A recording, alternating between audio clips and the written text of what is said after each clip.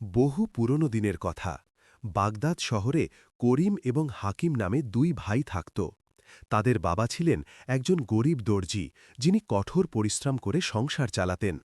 হঠাৎ একদিন তাদের বাবা অসুস্থ হয়ে পড়লেন এবং কিছুদিনের মধ্যেই ইন্তেকাল করলেন। দুই ভাই এতিম হয়ে গেল এবং তাদের সংসারে চরম অভাব নেমে এল। তখন করিমের বয়স ছিল মাত্র ১৬ বছর আর হাকিমের ১৪। ঘরে খাবার ছিল না। করিম খুব দুশ্চিন্তায় পড়ে গেল এবং ভাবতে লাগল, এখন কি হবে। হাকিম বলল, ভাই, আল্লাহর উপর ভরসা রাখো। করিম উত্তর দিল, ভরসাতে পেট ভরে না। পরের দিন সকালে করিম শহরে কাজ খোঁজার সিদ্ধান্ত নিল। পথে তার সাথে এক ধনী ব্যবসায়ীর দেখা হল। ব্যবসায়ী করিমকে তার গুদামে কাজ দিলেন। করিম প্রতিদিন সকাল থেকে সন্ধ্যা পর্যন্ত কঠোর পরিশ্রম করত। তাকে মাসে মাত্র ১০ দিনার দেওয়া হতো, যা খুব কম ছিল, কিন্তু করিম তা মেনে নিয়েছিল। সে ভাবত, কিছু না থাকার চেয়ে এটা ভালো। সে বাড়ি এসে হাকিমকে বলত, দেখো, আমার পরিশ্রমের ফলে রিজিক আসছে। অন্যদিকে হাকিম প্রতিদিন ৫ ওয়াক্ত নামাজ পড়ত এবং কোরআন তেলাওয়াত করত। সে মসজিদে গিয়ে দ্বীনের শিক্ষা লাভ করত। করিম তাকে বলত, তুমি বসে বসে সময় নষ্ট করো, চলো আমার সাথে কাজ করো। হাকিম হেসে বলত, ভাই, জ্ঞান অর্জন করাও জরুরি, আল্লাহ আমার রিজিকও দেবেন। এই কথা শুনে করিম রাগ করত। একদিন শহরে একজন বড় আলেম আসলেন। লোকেরা তার উপদেশ শুনতে মসজিদে জড়ো হল। হাকিমও সেখানে পৌঁছাল। আলেম বললেন, যে ব্যক্তি আল্লাহর উপর ভরসা রাখে, আল্লাহ তার জন্য রিজিক পাঠান। পাখিরা সকালে খালি পেটে বের হয় এবং সন্ধ্যায় ভরা পেটে ফেরে। এই কথা শুনে হাকিমের মন আলোকিত হয়ে উঠল। বাড়ি ফিরে হাকিম আলেম সাহেবের কথা করিমকে শোনাল। করিম বলল, এসব গল্প কথা, বাস্তবতা নয়। রিজিকের জন্য পরিশ্রম করতে হয়। আমি প্রতিদিন জান প্রাণ দিয়ে পরিশ্রম করি, তবেই রুটি জোটে। তুমি শুধু বসে বসে আল্লাহ আল্লাহ করতে থাকো, দেখি কত রিজিক আসে। হাকিম চুপ থাকল এবং হাসল। কয়েকদিন পর শহরে খবর ছড়াল যে বাদশার একজন নেক আলেমের প্রয়োজন, যিনি শাহজাদাকে দ্বীনের তালিম দিতে পারবেন। শহরের ওলামারা হাকিমের নাম প্রস্তাব করলেন। হাকিম যুবক হলেও তার জ্ঞান ছিল অনেক গভীর। বাদশাহ হাকিমকে মহলে ডাকলেন। হাকিম ভয়ে ভয়ে মহলে পৌঁছাল। বাদশাহ তাকে অনেক প্রশ্ন করলেন এবং হাকিম সব প্রশ্নের সুন্দর উত্তর দিল। বাদশাহ খুব খুশি হয়ে বললেন, আজ থেকে তুমি শাহজাদার উস্তাদ। তোমাকে প্রতি মাসে ১,০০০ দিনার দেওয়া হবে। এই কথা শুনে হাকিম অবাক হয়ে গেল। ১,০০০ দিনার ছিল বিশাল অঙ্কের অর্থ। সে আল্লাহর শুকরিয়া আদায় করল এবং বুঝতে পারল যে এটা আল্লাহর মেহেরবানি। হাকিম বাড়ি ফিরে করিমকে সব জানাল। করিম শুনে হতবাক হয়ে গেল। সে ভাবল, আমি এত পরিশ্রম করি, তারপরও ১০ দিনার পাই, আর হাকিম ঘরে বসেছিল, সে ১,০০০ দিনার পেল। করিমের মনে এক অদ্ভুত দ্বন্দ্ব শুরু হল। সে রোজ কাজ করত, কিন্তু মন বসত না। সে কেবলই ভাবত, হাকিম এত সহজে রিজিক পেল কি করে। একদিন সে ব্যবসায়ীর কাছে বেতন বাড়ানোর আবদার করল। ব্যবসায়ী তা প্রত্যাখ্যান করে বললেন, ভাগ্যবান যে এটাই পাচ্ছ। করিম রেগে বাড়ি ফিরল। হাকিম তখন মহল থেকে এসে আনন্দে কোরআন পড়ছিল। করিম বলল, তুমি তো সব সহজে পেয়ে গেলে, আমার দিকে কেউ ফিরেও দেখে না। হাকিম ভালোবাসার সাথে বলল, ভাই, সবর করো, আল্লাহ সবাইকে দেন। তুমিও নামাজ পড়ো এবং আল্লাহর উপর ভরসা রাখো। করিম বিরক্ত হয়ে অন্য ঘরে চলে গেল। রাতে করিমের ঘুম হল না। সে ভাবতে লাগল, সত্যিই কি আল্লাহর উপর ভরসা করাই যথেষ্ট, নাকি পরিশ্রমও জরুরি। তার মনে হল, সেও হাকিমের মতো চেষ্টা করে দেখবে। সকালে উঠে সে নামাজ পড়তে শুরু করল। হাকিম তা দেখে খুব খুশি হল এবং বলল, মাশাআল্লাহ ভাই, আল্লাহ আপনাকে হেদায়েত দিক। করিম কিছুদিন নামাজ পড়ল, কিন্তু তার জীবনে কোনো পরিবর্তন এল না। জীবন আগের মতোই রইল। সে ভাবল, হয়তো এই নিয়ম শুধু হাকিমের জন্য। সে সিদ্ধান্ত নিল, সে কাজ ছেড়ে দেবে। যদি সত্যিই আল্লাহ রিজিক দেন, তবে তাকেও দেবেন। সে ব্যবসায়ীর কাছে গিয়ে কাজ ছেড়ে দিল। করিম বাড়ি এসে হাকিমকে জানাল যে সে কাজ ছেড়ে দিয়েছে। হাকিম ভয় পেয়ে বলল, ভাই, এ কি করলে? পরিশ্রম করাও তো জরুরি। আল্লাহর উপর ভরসা মানে এই নয় যে কাজ ছেড়ে দেবে। করিম বলল, তুমিই বলেছিলে আল্লাহ রিজিক দেন, এখন দেখি কি হয়। প্রথম দিন করিম ঘরে বসে থাকল, কিছুই পেল না। দ্বিতীয় দিনও কিছু হল না। তৃতীয় দিন ঘরে খাবারও শেষ হয়ে গেল। হাকিম নিজের বেতন থেকে খাবার এনেছিল। করিম লজ্জিত হল, কিন্তু চুপ রইল। 1 সপ্তাহ কেটে গেল, করিম কোনো কাজ পেল না। তার মন খারাপ হতে লাগল। সে ভাবতে লাগল, সম্ভবত সে ভুল করেছে। একদিন করিম মসজিদে বসে আল্লাহর কাছে দোয়া করছিল। তার চোখে জল ছিল। সে বলছিল, হে আল্লাহ, আমি আপনার উপর ভরসা করেছিলাম, আমাকে পথ দেখান। তখনই একজন বৃদ্ধ সেখানে আসলেন। তিনি করিমকে কাঁদতে দেখে জিজ্ঞেস করলেন, কি হয়েছে বাবা? করিম তাকে তার পুরো গল্প শোনাল। বৃদ্ধ হেসে বললেন, বাবা, আল্লাহর উপর ভরসা মানে কর্মহীনতা নয়। আগে উট বাঁধো, তারপর আল্লাহর উপর ভরসা করো। নবী এটাই বলেছেন, পরিশ্রম করো এবং আল্লাহর কাছে আশা রাখো। রিজিক আল্লাহই দেন, কিন্তু মাধ্যম অবলম্বন করা জরুরি। করিম বৃদ্ধকে ধন্যবাদ জানিয়ে বাড়ির দিকে রওনা হল। পথে তার সাথে একজন ব্যবসায়ীর দেখা হল, যিনি শ্রমিক খুঁজছিলেন। ব্যবসায়ী করিমকে জিজ্ঞেস করলেন, তুমি কি কাজ করবে? করিম সাথে সাথে হ্যাঁ বলল। ব্যবসায়ী বললেন, তোমাকে মাসে 20 দিনার দেব। করিমের আনন্দের সীমা ছিল না। এটা আগের বেতনের দ্বিগুণ ছিল। বাড়ি এসে সে হাকিমকে সব জানাল।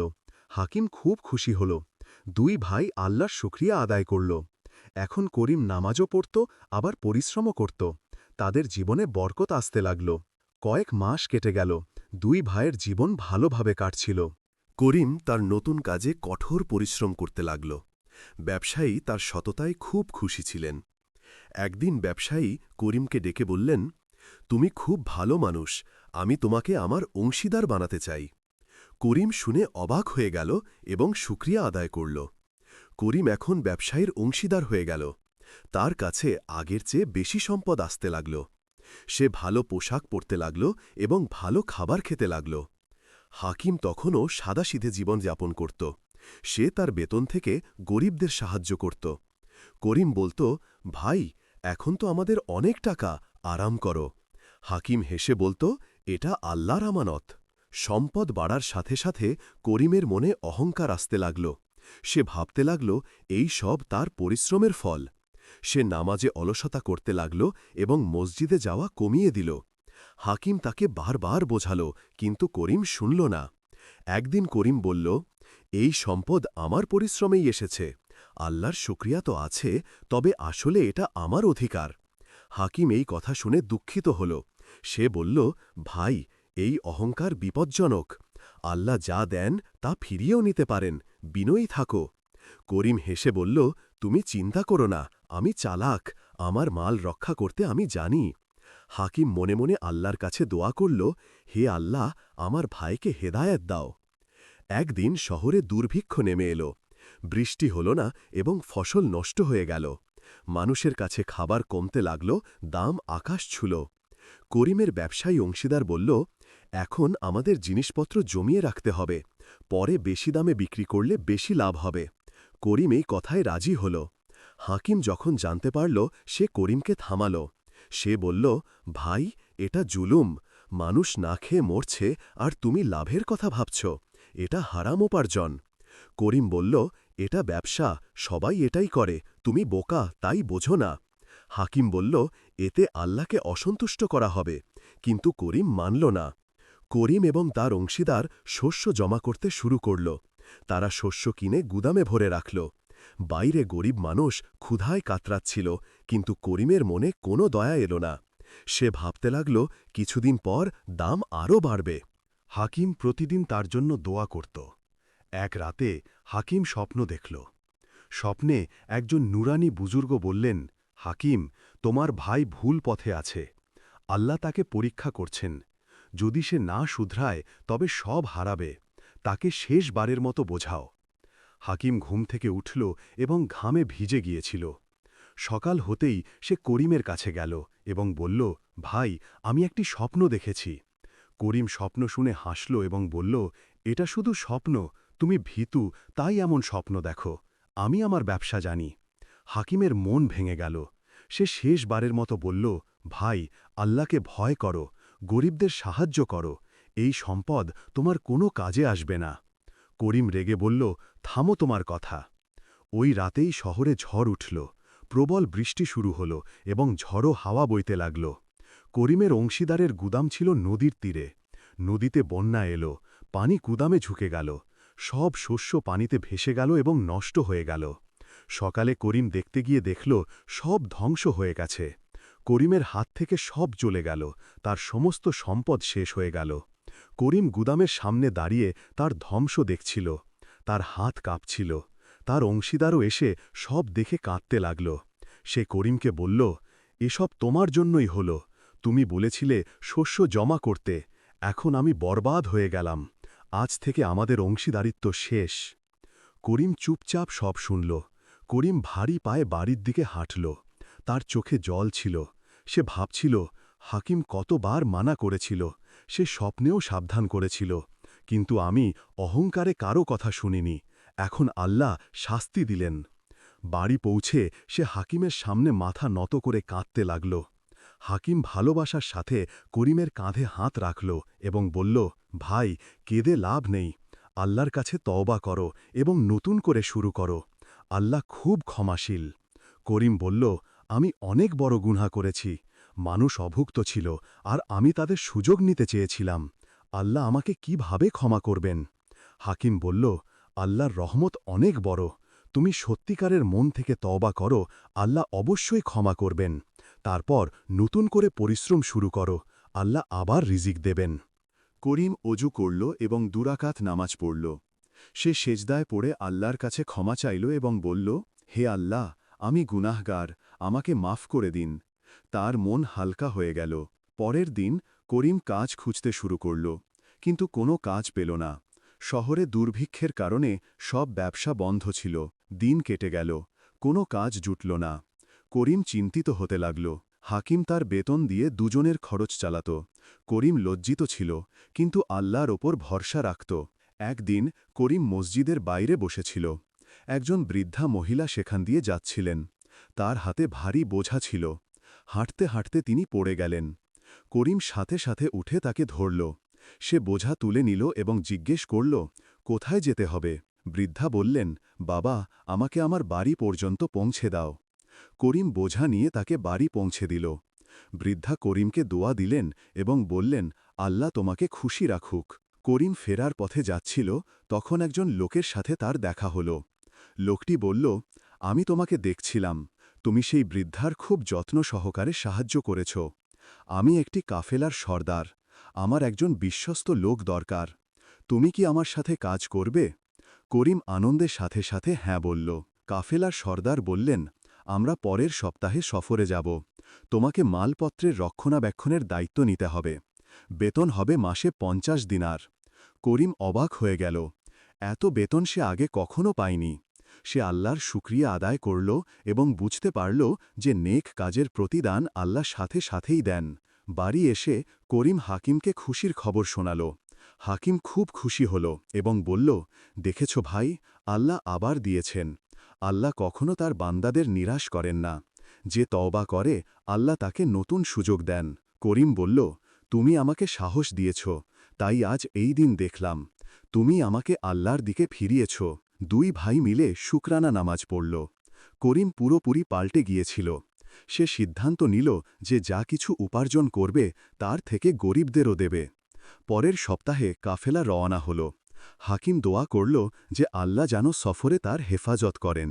কাফেলায় 20টি উট ছিল, যার ওপর মূল্যবান জিনিসপত্র বোঝাই ছিল। করিমের দায়িত্ব ছিল মালপত্রের হেফাজত করা। সর্দার তাকে সাবধান করে দিয়েছিলেন যে পথে ডাকাত থাকতে পারে। করিম মাথা ঝুঁকিয়ে তা মেনে নিল। কয়েকদিনের সফর ছিল। করিম রাতে জেগে মালপত্রের পাহারা দিত। সে সময়মতো নামাজ পড়ত এবং কোরআনের আয়াত তেলাওয়াত করত। অন্য সঙ্গীরা তার নেক স্বভাব দেখে অবাক হতো।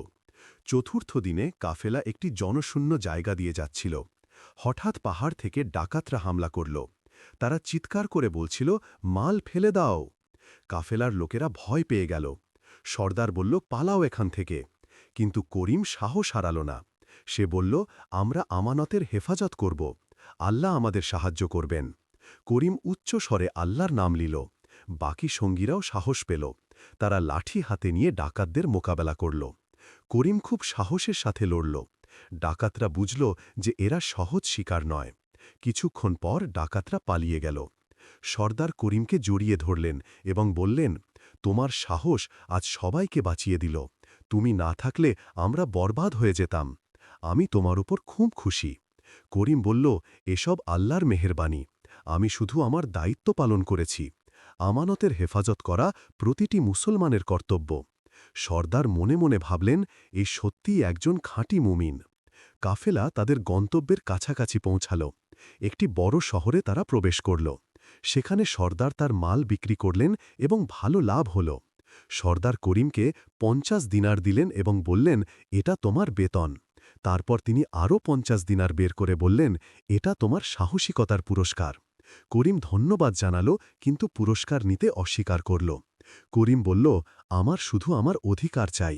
আমি আমার কাজ করেছি, তার পুরস্কার আল্লাহ দেবেন। সর্দার অবাক হয়ে বললেন, আজকাল এত সৎ কেউ হয় না, তুমি সত্যিই বিশেষ। সর্দার তাকে তার স্থায়ী সঙ্গী বানিয়ে নিলেন। ফেরার পথে করিম ভাবতে লাগল, জীবন কত পাল্টে গেছে। আগে অহংকার ছিল, এখন বিনয়। আগে লোভ ছিল, এখন সন্তুষ্টি। এই সব আল্লাহর মেহেরবানি এবং হাকিমের দোয়ার ফল। ১ সপ্তাহ পর সে নিজ শহরে ফিরে এল। হাকিম তাকে দেখে খুব খুশি হল। করিম হাকিমকে সব ঘটনা শোনাল। হাকিম আল্লাহর শুকরিয়া আদায় করল।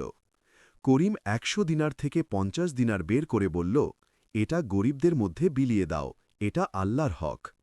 হাকিমের চোখে আনন্দের অশ্রু এল। সে বলল, ভাই, তুমি সত্যিই পাল্টে গেছ।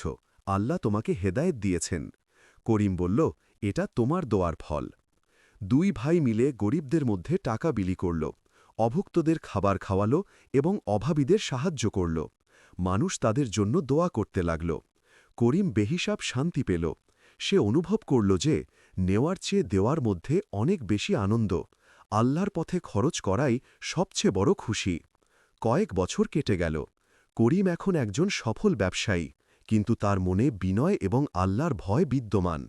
হাকিম এখন শহরের বিখ্যাত আলেম। বাদশাহ তাকে সম্মান করতেন। ২ ভাই মিলে মানুষের খেদমত করতেন। একদিন শহরে একজন বৃদ্ধ ফকির আসলেন, যিনি খুব অসুস্থ লাগছিলেন। করিম তাকে দেখে সাথে সাথেই চিনতে পারল। এই সেই বৃদ্ধ, যিনি বহু বছর আগে মসজিদে মিলেছিলেন এবং করিমকে আল্লাহর ওপর ভরসার সঠিক অর্থ বুঝিয়েছিলেন।